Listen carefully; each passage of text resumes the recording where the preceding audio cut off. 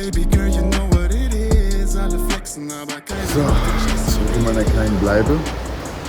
Es ist leider doch ein sehr verregneter Tag. Aber ich nutze die Gunst der Stunde und ruhe mich ein bisschen aus. Ich werde vielleicht zum ersten Mal einen kleinen Mittagsschlaf halten, weil ich habe die letzten Tage so wenig geschlafen, so viele Kilometer zurückgelegt. Und anscheinend spielt mir das Wetter da in die Karten. Das ist krass, ey. Ich sitze hier im Wolkennebel und das ist ein Anblick, der ist unfassbar. Guckt euch das mal an. Im Prinzip ziehen hier die Wolken die ganze Zeit an mir vorbei. Manchmal verdunsten die auch, dann klart alles wieder komplett auf. Ich kann gar nicht rüber bis zum Little Adams Peak gucken.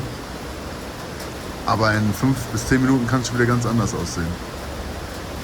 Das ist auf jeden Fall eine krasse Szenerie, muss ich sagen. Was geht, ihr Lieben? Das ist euer Boy Baxi. Ich melde mich aus dem verregneten Ella. Es hat heute mehr oder weniger den ganzen Tag geregnet, bis auf morgens. Und ich habe ja von Anfang an irgendwie gemerkt, dass ich bin zwar angekommen und der erste Eindruck war schön, weil ich mir dachte, endlich mal irgendwie eine belebte Straße, wo man was machen kann. Aber ich fühle den Vibe nicht. Und wenn es jetzt hier auch die nächsten Tage so bleiben soll, wüsste ich nicht, warum ich bleibe. Ich will eigentlich noch den Nationalpark machen. Aber der Strand ruft meinen Namen. Deshalb, ich werde morgen eine Entscheidung treffen, ob ich noch eine Nacht dranhänge oder ob ich übermorgen abreise. Ich gönne mir gerade eine gute Pizza Margherita und habe ein Getränk gefunden, was ich vorher noch nie getrunken habe. Das heißt Wood Apple, das hat aber mit Apfel überhaupt nichts zu tun. Schmeckt so nice. Leider ist meine Bleibe so 15 Minuten von der Stadt entfernt. Das heißt, ich musste mich bei dem Regen auf den Roller schwingen. Bin klitschenass, aber ich hatte Hunger. Aber morgen werde ich sehr früh aufstehen, um auf den Little Adams Peak zu gehen und den Sonnenaufgang zu checken. Wir sehen uns auf jeden Fall da, ihr Lieben. Ich wünsche mir eine gute Nacht.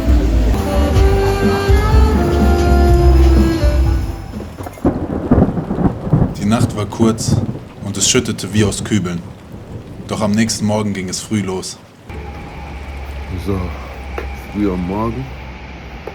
Wir haben jetzt 20 nach 5, Viertel nach 5.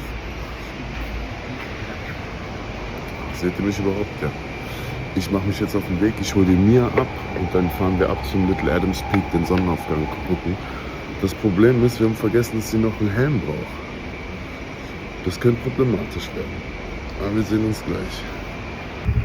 11:30 or something. Good morning. Good morning. Früh am Morgen, Alter. Ich bin noch so verschlafen. Wir machen uns jetzt zu Little Adams Peak und gucken uns den Sonnenaufgang an. Bis gleich. Und los ging's.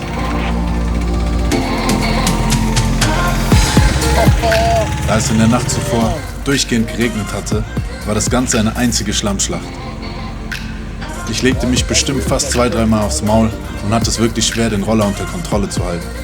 Wann bin ich bei uns das letzte Mal früh morgens aufgestanden, um auf irgendeinen Berg zu gelangen, um den Sonnenaufgang zu sehen? Nach 600 Metern rechts ab.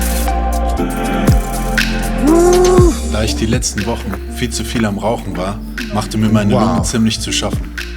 Jetzt mal my lungs. Alleine das war für mich mal wieder ein Zeichen, das Ganze einen Gang runterzufahren.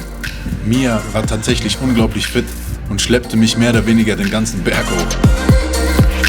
Doch am Ende hatte sich der ganze Aufwand wirklich gelohnt und wir standen auf der Spitze des Berges, genau zu Beginn des Sonnenaufgangs. Ich fragte mich jetzt schon, wie ich eigentlich in mein altes Leben zurückkehren sollte.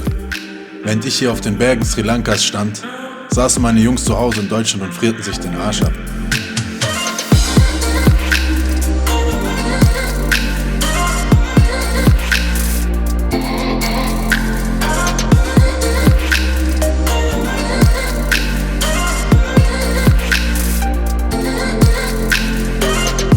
Ich versprach mir in diesem Moment, jedes Jahr dem Winter zu entfliehen, da es für mich einfach nicht mehr machbar war. I think it's funny. Yeah. I mean, you still see the sunset, the sunrise, but you have a lot of people like walking, Yeah. everything. But it was a really nice sunrise. Crazy colors. Reisegruppe Chemnitz. Yeah. So we would have gone up there in an hour before sunrise. So you don't really take at the temple, where you can go either right to the other road or up, like, and stay on this one. Okay. And we tried to stay there because everyone was going there, and some tourists went around. And He was actually right. he was right, but no, somehow yeah. You can go down there, but like it's a shortcut. We were in the queue for 3 hours, and we spent sunrise like in the queue on the steps with branches and trees in front of us. So not Hatton, just... So you take. Es handelte sich hierbei um Big Adams Peak, den Mia und ich eigentlich auch noch erklimmen wollten.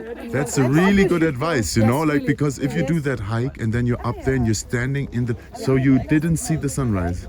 We saw it from From the Nile. Doch da der Aufstieg viel länger und komplizierter als gedacht war, wollte ich mir das Ganze zweimal überlegen.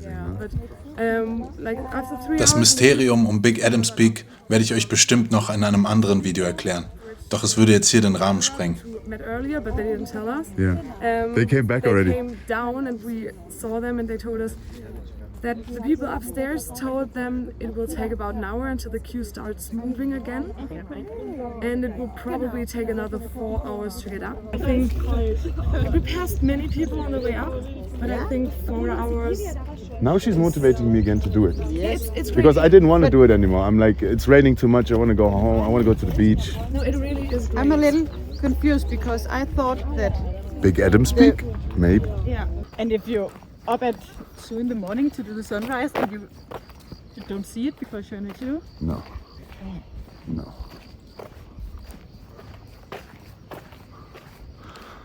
We made it. It was a beautiful sunrise.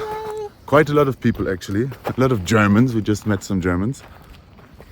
Aber die haben uns sehr wertvolle Informationen gegeben über Adams Peak. Vor allem den großen Adams Peak, weil man da ja angeblich 6 Stunden hochhiked. Aber man schafft es halt irgendwie auch in 4. Das Ding ist, wenn man oben ankommt, kommt man irgendwann in eine Schlange von Leuten, wo man noch mal 3 Stunden in der Schlange steht, und das sehe ich nicht ein. Aber die Aussicht ist halt geil. Aber für eine Aussicht, den Stress. Ich weiß es nicht. Mia, ich weiß es nicht. Ja. No idea what you're saying. German. Arschloch. I guess you know like some words. Yeah. Mostly swearing, right? What do you know? I don't know, but much. Guten Tag. Yes. Dankeschön. Danke. Ja. Nein. What? Nein. Nein. And you also pronounce it like a German. Nein. Yeah, you have said a little bit angry. With some frustration. Yes. Are you hungry? Nein.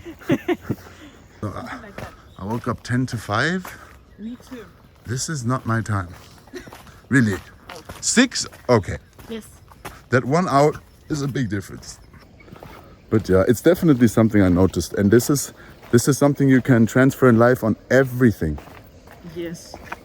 Always when I tried to take the easy way in life, it was never worth it.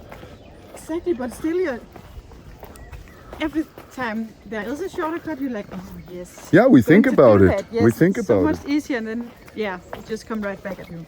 But it's like also with earning money or whatever, when you're young, you want to have money quite fast. Yes. But you could have started, like, let's say, saving or investing, even if it's just $10 a day, a week. And at the end, it would be worth it the earlier you start and stay consistent.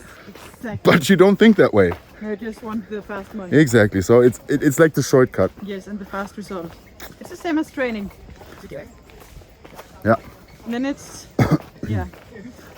But training is sometimes like I feel it. I've been training the last year really hard. I got so fit as I've never been. Yeah? But then you stop for like 1-2 months and you fall back so far. Exactly. You know? And sometimes if you're just like really training hard or doing something very intense, then you just burn out at some point. And then Yeah. back at Yeah. point 0. Yeah, rest is really important. Yes, exactly.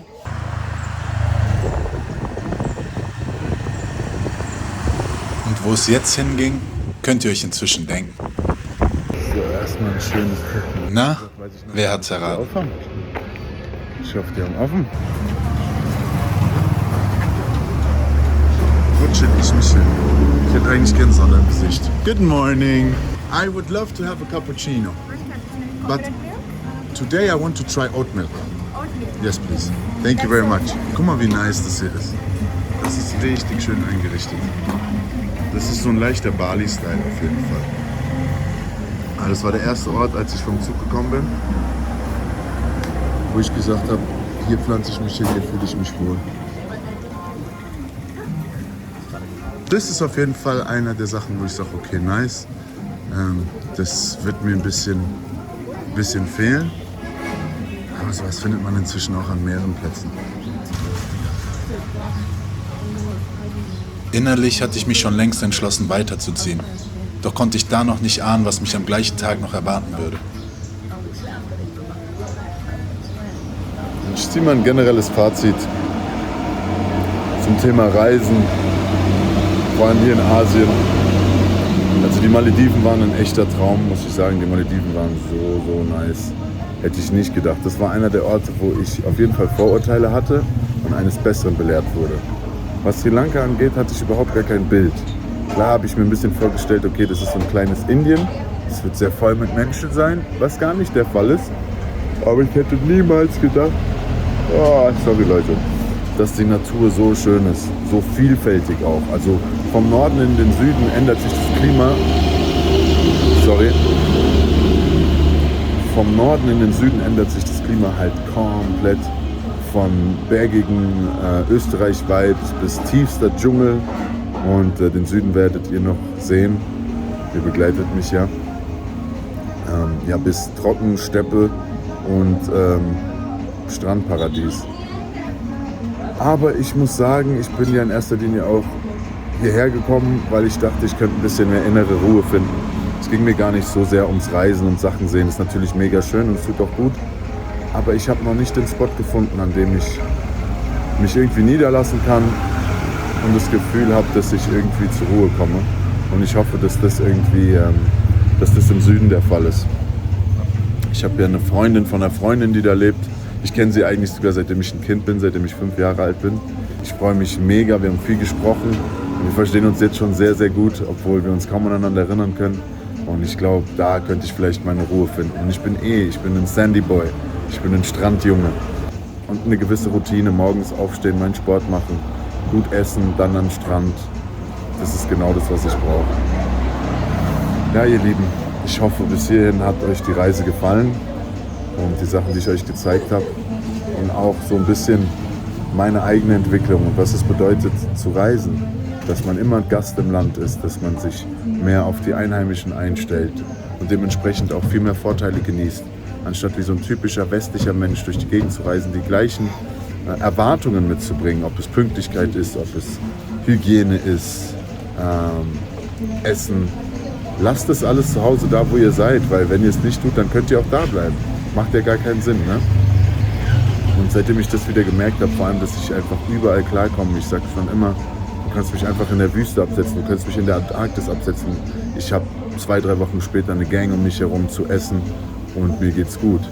Und das geht einfach nur, wenn ihr euch auf die Orte einlasst, in denen ihr euch befindet und eure Ängste und eure Scheu fallen lasst. Ich habe gestern ein Gespräch mit einer Freundin gehabt, die gerade in Frankreich ist, die das Thema angesprochen hat und gefragt hat, so, ist das Zufall oder wieso? Also bei ihr funktioniert es auch sehr gut. Sie sagt, inzwischen kriege ich Sachen, die andere Leute gar nicht kriegen, umsonst und ich werde hier nicht mehr als Tourist behandelt, ich gehe ein bisschen in der Masse unter. Und dann habe ich gesagt, ja, weil du einfach mit dem Flow gehst, weil du deinen Instinkten vertraust und keine Scheu hast, auf Menschen zuzugehen. Und dann hat sie gemeint, ja, aber ist ja nochmal was anderes. Jetzt hier in Frankreich, wenn irgendwas schief geht, kann ich immer noch jederzeit zurück nach Frankfurt. Und dann habe ich gesagt, ja, aber welche Sicherheit gibt dir denn Frankfurt? Es ist auch nur ein Gefühl, weil man da aufgewachsen ist, wenn man vielleicht Freunde und Familie da hat. Aber letztendlich ist man nirgendwo sicherer als da, wo man selber ist. Das heißt, die Sicherheit muss in euch selber stattfinden. Ihr müsst die Erkenntnis haben, dass überall, wo ihr seid, ist es sicher und ist es okay. Und dann hat sie gemeint, ist es denn nicht krass, wenn du irgendwie so lange im Ausland bist, das Gefühl. Und dann habe ich gesagt, nee, ich nehme meine Sicherheit und mein Gefühl von Confidence überall hin mit. Und das würde ich euch echt nahelegen, dass ihr dass ihr auf eure inneren Instinkte mehr vertraut. Probiert mal ein bisschen mehr mit dem Herz zu denken und mit dem Kopf zu fühlen. Weil was wir immer machen, wir probieren Sachen abzuwägen und der Kopf ist halt sehr, sehr rational, aber trifft nicht immer die besten Entscheidungen. Wenn sich etwas gut anfühlt, wenn ihr an irgendwas denkt und euer Herz fängt an zu schlagen, im positiven Sinne und ihr seid excited und freut euch, dann ist es meistens auch das Richtige zu tun. Und oftmals sagt der Kopf, nee, und was ist wenn? Und dieser Aberglaube ist halt in Deutschland und im Westen sehr, sehr stark.